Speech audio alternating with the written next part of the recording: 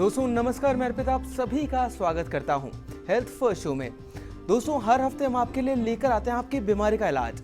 इस बार बात करेंगे ऐसी बीमारी की जिसका इलाज ना हो तो ये जानलेवा साबित हो सकती है, और इसी के लिए हर साल वर्ल्ड नो टबैको डे पर फर्स्ट इंडिया अपनी मुहिम लेकर आता है, तंबाकू भारत छोड़ो। और इसी साल भी ये मुहिम जारी रहेगी, जिससे कि जितने भी लोग जो कि तंबाकू का सेवन करते हैं वो तंबाकू छोड़ सकें।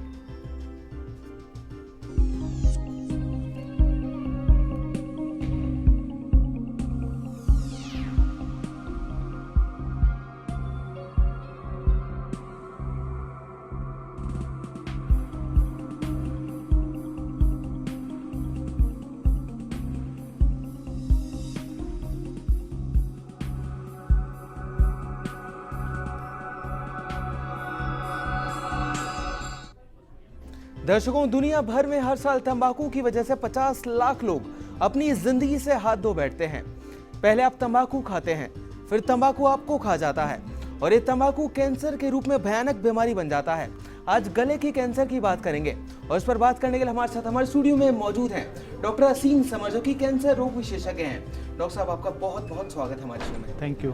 तो दोस्तों, आपका भी कोई सवाल है कैंसर से संबंधित जिसका कि आप समाधान चाहते हैं तो आप हमें कॉल कर सकते हैं। हमारा नंबर लगातार आपकी टीवी स्क्रीन पर फ्लैश हो रहा है।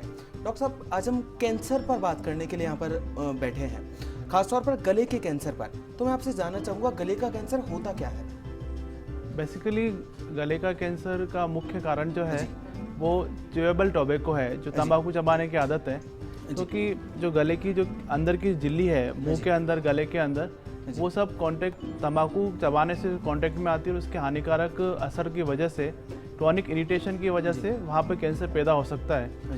तो जो तंबाकू आप यहाँ रखते हैं, होठ के नीचे दबाते हैं या खाते हैं, चबाते हैं, तो उसकी वजह से क्रॉनिक इरिटेशन होती है और वो वहाँ पे कुछ सेल्स ऐसा गड़बड़ उसका जेनेटिक सिस्टम हो जाता है कि वो अनकंट्रोलेबली प्रोलिफरेट करती है, वो ज़्यादा ग्रो करती है और एक ट्यूमर का रूप ले लेती है। तो बेसिकली तंबाकू चबाना, सुपारी चबाना, इसकी वजह से ऐसा होता है और सिगरेट स्मोकिंग से भी ये चीज़ हो सकती है। जी डॉक्टर साहब, आपने बता दिया कि गले का कैंसर होता क्या है, लेकिन आपसे एक चीज़ जानना चाहूँगा कि कौन कौन से वो लोग हैं जिन्हें सबसे ज़्यादा संभावना होती है गले का कैंसर होने की?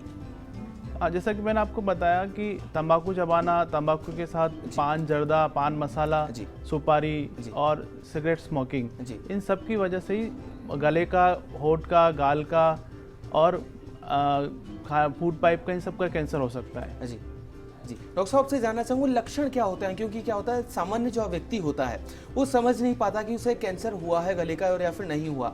तो इन परिस्थितियों में कौन से वो लक्षण होंगे जिन्हें जानकर व्यक्ति आसानी से पता लगा सकता है कि उन्हें गले का कैंसर हो रहा है? एक्चुअली बेसिकली सारा जो ओरल कैविटी का सिस्टम है वो ऐसा बना हुआ है कि हम आराम से पदार्थ को चबा सके, खा सके और निगल सके। लेकिन जब हम बार बार तंबाकू खाते हैं, कोई भी व्यक्ति तंबाकू खाता है, सुपारी खाता है, तो वो जो बैरियर सिस्टम है वो ब्रीच हो जाता है।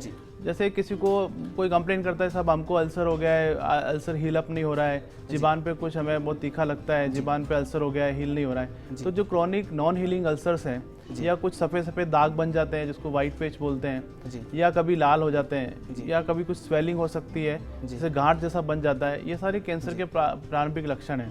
लेकिन बाद में जाकर उनसे, जैसे टंग का मूवमेंट कम हो गया तो पेशेंट को चबाने में तकलीफ होती है, या जैसे उसको तालू के ऊपर गांठ होगी तो उसको बोलने के अंदर तकलीफ हो जाएगी, खाना निगलने में तकलीफ हो जाएगी, और कभी कभी आवाज़ भी बदल जाती है। तो ये सारे लक्षण हैं मुंह और गले के कैंसर के, जो तंबाकू जनित या तंबाकू की वजह से होते हैं। बेसिकली तो दर्शकों, इनमें से कोई भी लक्षण अगर आपको भी दिखता है और आप उसका समाधान चाहते हैं तो आप भी हमें कॉल कर सकते हैं। हमारा नंबर लगातार आपकी टीवी स्क्रीन पर फ्लैश हो रहा है। डॉक्टर साहब, आपसे जानना चाहूँगा, आपने लक्षण तो बता दिया, हमारे जितने भी जो दर्शक अभी आपको देख रहे हैं उन्हें, लेकिन गले के कैंसर को डायग्नोस किस तरह किया जा सकता है वो जानना चाहूँगा आपसे। जो मैंने आपको अभी लक्षण बताया अर्पित, उसमें अगर वो पेशेंट हमारे पास आता है कि साहब ये मेरा जो घाव है ये 2 महीना 3 महीना नहीं भर रहा है, या किसी फैमिली फिजिशियन के पास जाता है, वो उसको जनरली मल्टीविटामिन्स वगैरह लिख के देते हैं, लेकिन होता ये है कि उसकी वजह से वो हील नहीं होगा अगर उसके अंदर कुछ कार्सिनोजेनिक प्रोसेस चालू हो रखा है। तो हम लोग अगर देखते हैं कि पेशेंट का हिस्ट्री है कि महीना 1.5 महीना से घाव नहीं भर रहा है, वाइट पेच बना हुआ है, तो the simplest thing is to do the biopsy, उसका टुकड़ा निकाल के जांच करना, उसका हिस्टोपैथोलॉजी चेक करते हैं और उसके अंदर जनरली कैंसर डिटेक्ट हो जाता है। यहाँ पर कभी कभी किसी को यहाँ पे गले में कुछ छोटा गांठ सा हो जाता है तो उसको सुई द्वारा भी जांच किया जा सकता है। और कंफर्मेटरी पता चल जाता है। और बात की जो टेस्ट हैं जैसे सीटी स्कैन या MRI, उसकी बेसिकली स्टेजिंग और एक्सटेंट को जानने के लिए होती है कि कितना फैला हुआ है, इसका आगे क्या ट्रीटमेंट किया जा सकता है। दर्शक हमारे साथ जुड़े हैं, जिया जी हैं जयपुर से। जिया जी, आपका बहुत बहुत स्वागत है, अपना सवाल पूछिए। सर, ये पूछना चाहती हूँ कि तंबाकू ज़्यादा हार्मफुल होता है या फिर सिगरेट? एक्चुअली दोनों ही हार्मफुल है। सपोज कोई पेशेंट तंबाकू खाता है और उसको उसकी वजह से कैंसर हो गया है, तो उसको कोई मतलब नहीं है कि सिगरेट ज़्यादा हार्मफुल थी। और जो अगर कोई सिगरेट पीता है और उसको उसकी वजह से बाई चांस कैंसर हो गया, तो उसके लिए कोई मतलब नहीं है कि तंबाकू ज़्यादा था या सिगरेट ज़्यादा थी। दोनों ही पदार्थ हार्मफुल है और दोनों के अंदर कैंसर पैदा करने की असीम क्षमता होती है।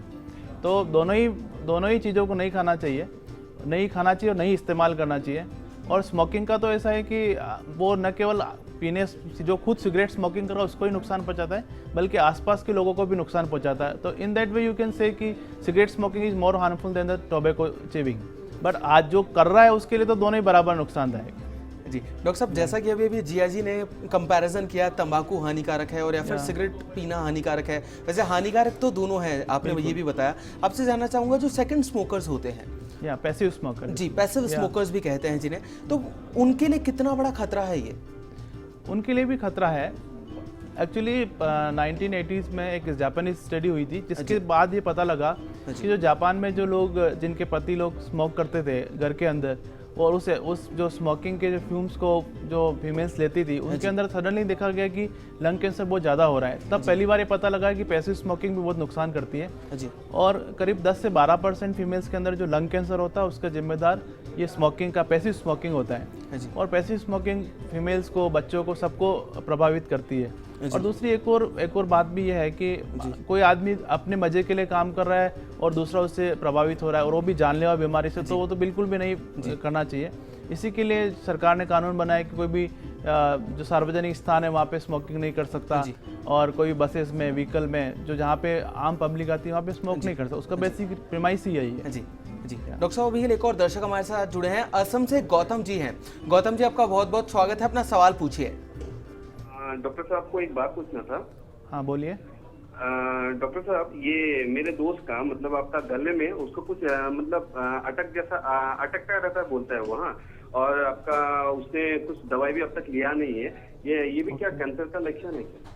नहीं, एक बात बताइए, वो अटकता है, वो बचपन से अटक रहा है, अभी शुरू हुआ है? और अटकना आपका ये महीना भर का है। हाँ, अटक रहा मतलब उसकी आवाज़ में परिवर्तन हुआ तो हो सकता है कि उसको ऐसा कैंसर का लक्षण हो। और खास करके अगर उसका कोई रिस्क फैक्टर है, जैसे वो पहले से तंबाकू, बीड़ी, सिगरेट, हुक्का, चेलम कुछ ऐसा पीता है, खाता है, तो उसके अंदर संभावना है और इसका बहुत अच्छी तरह से जांच किया जा सकता है। और अगर कोई ऐसी बात है तो उसका इलाज भी हो सकता है डेफिनेटली। जी डॉक्टर साहब, हम तंबाकू के बारे में चर्चा कर रहे थे कि लोग तंबाकू का सेवन बहुत ज़्यादा करते हैं, जिससे कि गले का कैंसर होने की संभावना काफ़ी बढ़ जाती है उनमें। तो डॉक्टर साहब, कैसे छोड़ी जा सकती है इस आदत को?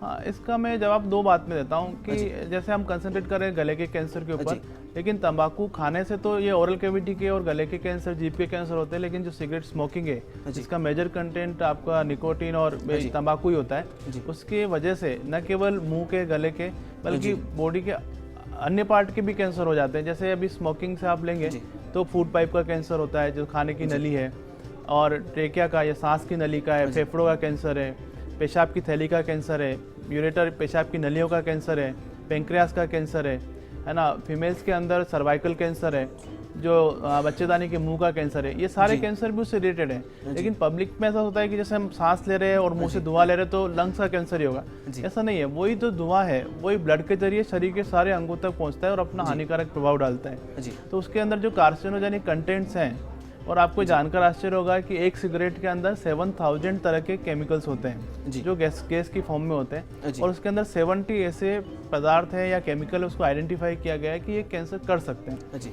तो अब इतनी मतलब रिस्की चीज़ को हम इस्तेमाल करते हैं, लोग इस्तेमाल करते हैं, तो उसके अंदर बहुत जगह का कैंसर होने की संभावना होती है। डॉक्टर साहब, अभी के एक और दर्शक हमारे साथ जुड़े हैं, सिरसा से राम कुमार जी हैं। राम कुमार जी, आपका बहुत बहुत स्वागत है, अपना सवाल पूछिए। हाँ जी, मेरे कैंसर को इलाज चल रही, मैं केमो इलाज की और ये इलाज आता है। और अभी खाने में बहुत तकलीफ है, खाने खाई से मतलब सूखी चीज सूख जी, वहाँ जीभ सूखी है, बोलने में तकलीफ है। इलाज मैंने करवा लिया, 3 महीना ये दवाइयाँ चले। आप बताओ कि अभी साहब एक बार वापस से थोड़ा रिपीट करेंगे, आवाज़ थोड़ी क्लियर नहीं थी। हाँ जी, आप बताएंगे जरा क्या कह रहे थे, आपकी आवाज़ साफ नहीं थी। राम कुमार जी एक बार अपना सवाल दोबारा रिपीट कीजिए। हाँ जी, आवाज मेरी थोड़ी सी खराब हो रही है। अभी इलाज मैंने करवा रखा है, बीकानेर से इलाज चल रहा है मेरा। अच्छा, पहले से आपको कैंसर है, आपने इलाज करवाया, ये आप बता रहे हैं? हाँ जी, हाँ जी। ओके, मैंने ठीक है। हाँ, सेट भी लगवा लिया, 32 सेट ओके ओके, और सेमो। ठीक है। अभी मैं आपको जवाब देता हूँ। एक्चुअल में जब कैंसर का ट्रीटमेंट होता है तो उसका एक इंपॉर्टेंट पार्ट होता है रेडियोथेरेपी, इसको सेक बोला जाता है आम लैंग्वेज में। सेक के अंदर क्या होता है कि एक्सरेज, जो हाई एनर्जी एक्सरेज होती है, वो जो इस पार्ट में कैंसर उसके ऊपर वो थ्रो की जाती है ताकि कि उसकी एनर्जी से कैंसर के सेल डिस्ट्रॉय हो जाएं। लेकिन वो उस कैंसर सेल को जो डिस्ट्रॉय करते हैं, साथ साथ के अंदर जो अपने अंदर लार बनाने की सलाइवरी ग्लैंड्स हैं उनको भी डिस्ट्रॉय कर देते हैं। तो उसके अंदर जैसे आम आदमी को जो गीलापन महसूस होता है मुंह के अंदर, वो नहीं होगा, उसका मुंह बहुत ड्राई रहेगा। और बोलने के लिए भी जो मुंह के अंदर मॉइस्चर होना बहुत ज़रूरी है, गीलापन होना ज़रूरी है। सूखा अगर मुंह रहेगा तो आपकी आवाज़ क्लियर नहीं होगी। लेकिन ये जो साइड इफेक्ट है रेडियोथेरेपी के, इन जनरल 6 से 8 महीने या 12 महीने के अंदर पूरी तरह से चले जाते हैं। और इसका एक सिंपल इलाज है कि आपको बार बार पानी पीना चाहिए, थोड़ा थोड़ा सिप सिप करके पानी पीना चाहिए। तो इससे आपका गला तर रहेगा, तो आवाज़ आने में और खाना निगलने में सब में आसानी होगी। जी डॉक्टर साहब, आपसे एक चीज़ जानना चाहूँगा। आप निकोटिन का जिक्र कर रहे थे कि निकोटिन भारी मात्रा में लेना काफ़ी नुकसानदेह हो सकता है व्यक्ति के लिए, जो कि गले के कैंसर का कारण भी बन सकता है। तो डॉक्टर साहब, कितनी मात्रा होनी चाहिए निकोटिन की, अगर मैं बात करूँ खास तौर पर, जो व्यक्ति ले सकता है? एक्चुअली निकोटिन की मात्रा लेने की ज़रूरत ही नहीं है। आप निकोटिन का प्रॉब्लम ये है कि वो आदमी के अंदर एडिक्शन क्रिएट कर देता है। जैसे सपोज, क्योंकि निकोटिन डॉक्टर साहब और भी बहुत सी चीज़ों में होता है। हाँ, उसी के लिए ये अच्छा इंपॉर्टेंट क्वेश्चन है जी। एक्चुअली क्या है कि जब आदमी, ऐसा साइंटिफिक स्टडीज़ है कि आदमी अगर 6 दिन तक लगातार सिगरेट स्मोकिंग करता है तो 7वें दिन उसको अपने आप तलब हो जाती है या क्रेविंग हो जाती है। जी।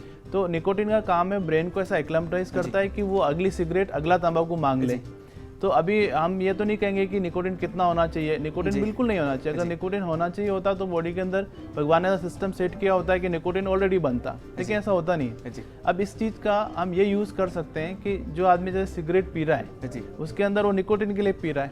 तो आजकल मार्केट में ऐसा च्यूइंग गम्स और ऐसे पैचेस अवेलेबल हैं जो निकोटिन रिलीज करते हैं। तो उसका जो स्मोकिंग पार्ट है वो आपका दूर हो जाएगा, क्योंकि उसको निकोटिन की क्रेविंग हो रही है और आपने निकोटिन दे दिया। तो अब इसका फ़ायदा ये है, फ़ायदा मतलब एक तरह से जो आप एडिक्शन को छोड़ने का प्रोसेस है उसका फ़ायदा ये है कि स्मोक के अंदर तो मैंने आपको बताया कि 7000 केमिकल्स होते हैं और 70 तो ऐसे होते हैं जो कैंसर क्रिएट कर सकते हैं, उनमें से निकोटिन भी एक है। तो जो कैंसर क्रिएट करने वाले बाकी स्मोक के जो कंटेंट, उससे आपको छुटकारा मिल जाएगा और केवल निकोटिन जाएगा। और धीरे धीरे आदमी को निकोटिन चबाने की भी आदत छोड़नी पड़ती है, छोड़नी चाहिए। क्योंकि और इसको छोड़ना भी थोड़ा आसान इसलिए क्योंकि अगर आपको ये मालूम है कि सेम कंटेंट और सेम डोपामिन एक्सरसाइज से, जॉगिंग से, वॉकिंग से, सिंगिंग से, डांसिंग से रिलीज हो सकता है और आपको वही स्ट्रेंथ, वही फ्रेशनेस दे सकता है जो वो देता है, तो वो आप छोड़ सकते हैं। बस आपका एक मेंटल लुकआउट चेंज होना चाहिए कि हम क्या करना चाहते हैं, इस तरह से।